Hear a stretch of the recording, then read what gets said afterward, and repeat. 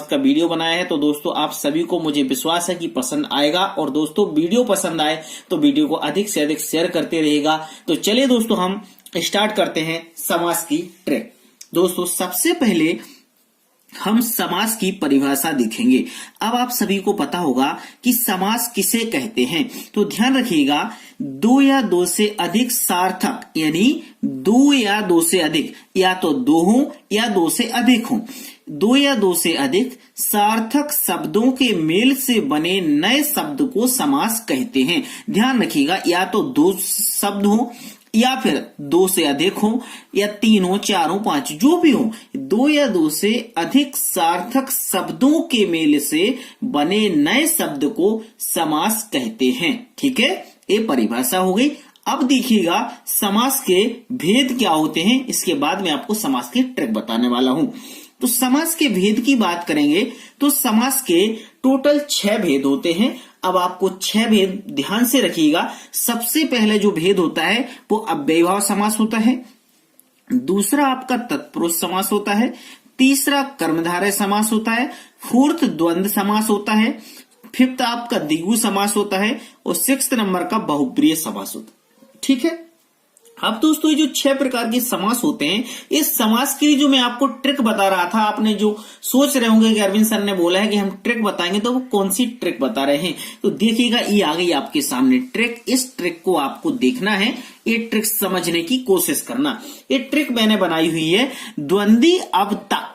द्वंद्वी अब तक मतलब यदि आप इसको अलग अलग शब्दों में, अलग अलग वर्णों में डिवाइड कर दोगे, अक्षरों में डिवाइड कर दोगे, तो देखिएगा द अलग हो जाएगा, है ना, दी अलग हो जाएगा, तो द और दी से बन जाएगा द्वंद्वी, अ और वा से बन जाएगा आपका अब, और ता और का से बन जाएगा तक, यानी द्वंद्वी अब तक। ठीक है, तो दू है उससे द्वंद्व समास होगा, दी से आपका द्विगु समास होगा, आ से आपका अव्ययीभाव समास होगा, बा से बहुब्रीय समास होगा, ता से तत्पुरुष समास होगा, और का से आपका कर्मधारय समास होगा। ठीक है, तो ये बात बिल्कुल आप लोग समझ गए होंगे। आपको क्या याद रखना है, द्वंद्वी अब तक। द्वंद्वी अब तक यदि आपने ध्यान रख लिया तो सारे समास आपको क्लियर हो जाएंगे। आपको इसी ट्रिक के माध्यम से पढ़ना है। ठीक है, चलिए अब हम समास के एक एक भेद को एक्सप्लेन कर लेते हैं कि कौन सा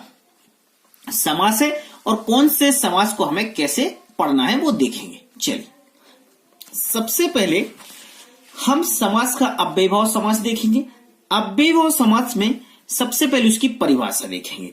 तो ध्यान रखिएगा, अव्ययीभाव समास में आपको एक बात याद रखना है, सबसे सीधी सिंपल बात, कि जिन शब्दों के प्रारंभ में, यानी उसके प्रथम शब्द जब स्टार्ट होता है, उसके प्रथम में या उसके प्रारंभ में उपसर्ग लगा हो। अब आपको उपसर्ग तो पता होता है, उपसर्ग लगा हो उसे अव्ययीभाव समास कहते हैं। यदि कोई भी शब्द होता है उसके प्रारंभ में यदि अव्यय उपसर्ग लगा है तो उसमें अव्ययीभाव समास होगा। आपको आंख बंद करके उसमें क्या लगा देना है, अव्ययीभाव समास।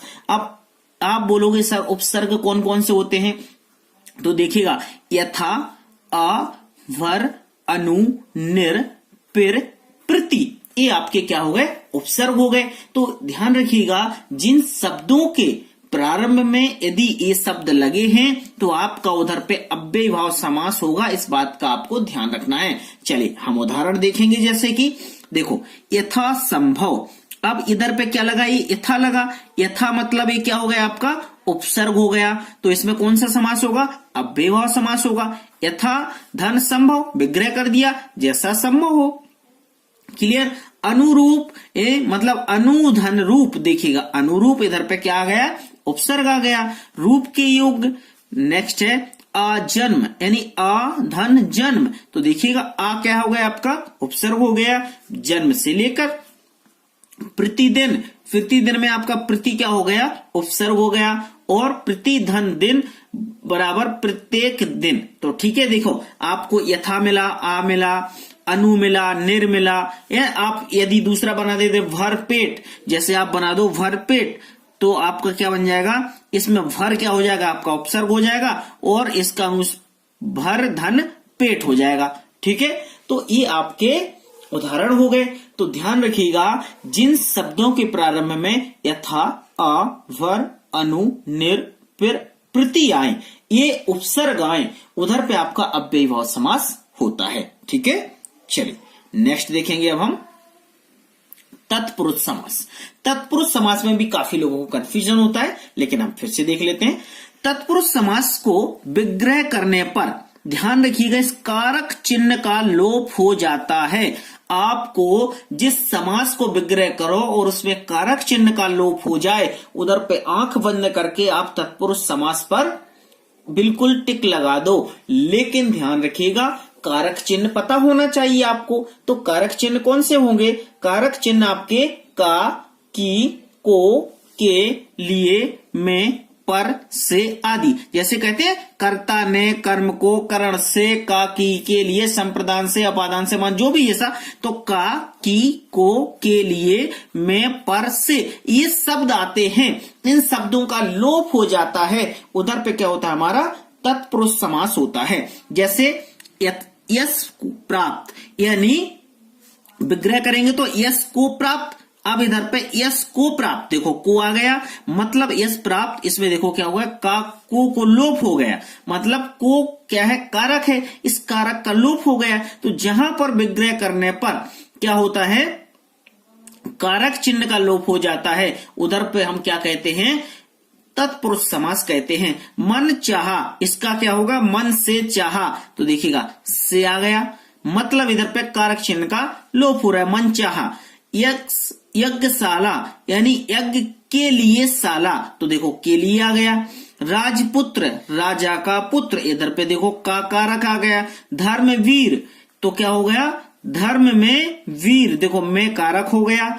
फिर आप बीती, आप पर बीती, पर आ गया, मतलब एक कारक। तो ध्यान रखिएगा, जिस समास को विग्रह करने पर कारक चिन्ह का लोप हो जाता है, वहां पर आपका क्या होता है? तत्पुरुष समास होता है। ठीक है, चलिए ध्यान दीजिएगा, आप एक चीज में क्लियर कर दूंगा, आप ऐसा ना सोचे कि हमें समझ में नहीं आ रहा, सारी चीजें आपको क्लियर हो जाएंगी। नेक्स्ट देखेंगे कर्मधारय समास। कर्मधारय समास की में देखिएगा ट्रिक आपको ध्यान रखना है। जिस समास में प्रथम पद दूसरे पद की विशेषता बताता है, नॉर्मल सी बात याद रखिएगा, जिस समास में जो प्रथम पद है, मैंने पहला पद दूसरे पद की विशेषता बताता है, उसे हम कर्मधारय समास कहते हैं। या फिर एक बात और ध्यान रखना, नोट में दूसरे पद की तुलना हो या है जो या के समान विग्रह करते समय आए। जब आप विग्रह करो उसमें ये शब्द आए के समान और है जो, तो आपका समझ लो इधर पे क्या है? कर्मधारय समास है। जैसे चरण कमल, कमल के समान, देखो के समान आया, मतलब के समान आ रहा है, मतलब इसमें है कर्मधारय समास। कमल नयन, कमल के समान, मतलब देखो के समान इसमें भी आया, मतलब के समान आ रहा है, मतलब इसमें कर्मधारय समास। चंद्र मुख, चंद्र के समान मुख, देखो के समान इसमें भी आया, मतलब इसमें क्या है? आपका कर्मधारय समास। फिर है लाल मणि, लाल है जो मणि, मैंने बोला था जिसमें है जो आए, मतलब देखो है जो आ रहा है, मतलब वो है कर्मधारय समास। महापुरुष, महान है जो पुरुष, मतलब देखो है जो आ गया। अधमरा, आधा है जो मरा, मतलब अधमरा, ये हो गया आपका कर्मधारय समास। आपको कोई भी इतने नियम कायदे पढ़ने की जरूरत नहीं है। आप देखो, मैं सीधा सिंपल बता रहा हूं, कोई चीज ऐसा नहीं है कि मैं आपको कुछ डीपली बता दूं, कुछ कठिन बता दूं। आप बोलोगे यार क्या समास की ट्रिक बता रहे थे। समास में चाहता हूं ऐसे इजी तरीके से समझा दूं कि आपको सारे समास एक बार में समझ में आ जाए। ठीक है, ये कर्मधारय समास समझ गए। अब द्वंद्व समास समझ लो। द्वंद्व समास में देखिएगा, यदि दोनों पदों के बीच, ध्यान रखना, यदि दोनों पदों के बीच योजक चिन्ह लगा हो, योजक चिन्ह मतलब ये ऋण जैसा साइन होता है, उसको बोलते हैं योजक चिन्ह।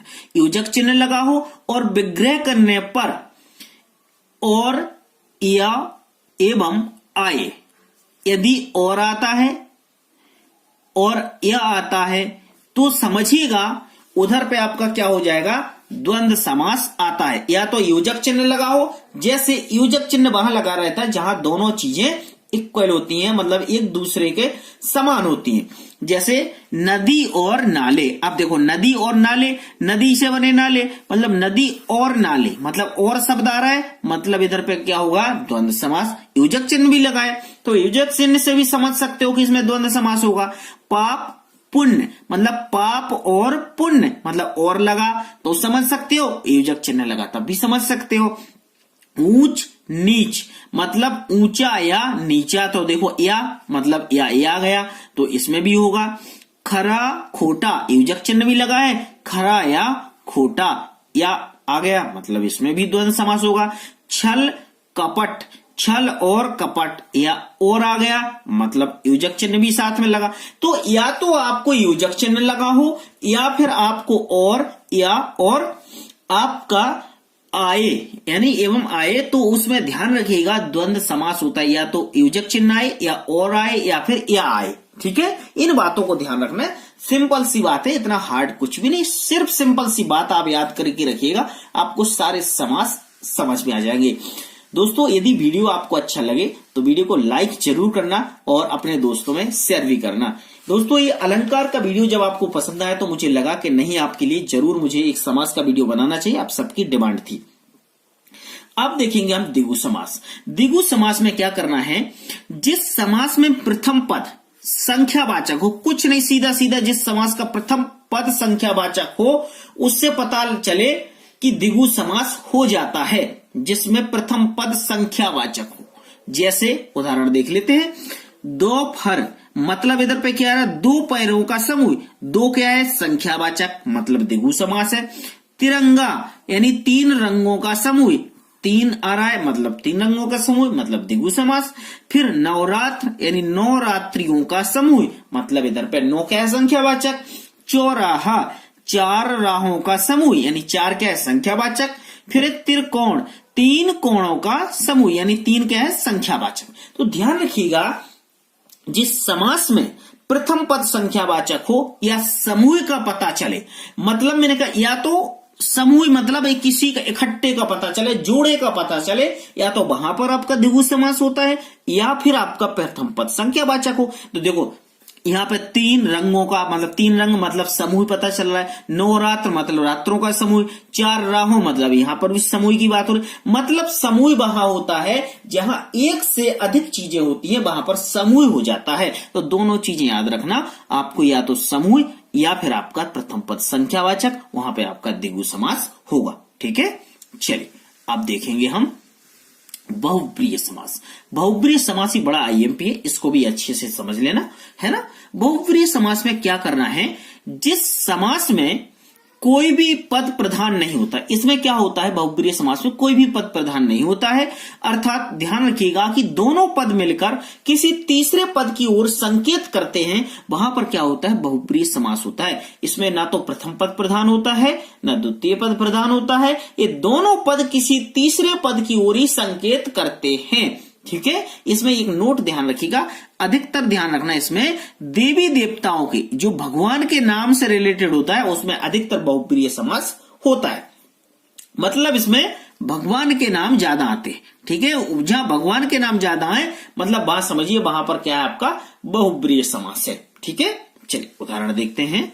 उदाहरण देखिएगा आप, जैसे लिखा है घनश्याम, मतलब घनश्याम मतलब भगवान की बात हो रही, घन के समान श्याम है जो, अर्थात कृष्ण, मतलब भगवान श्री कृष्ण को घनश्याम कहा जाता है।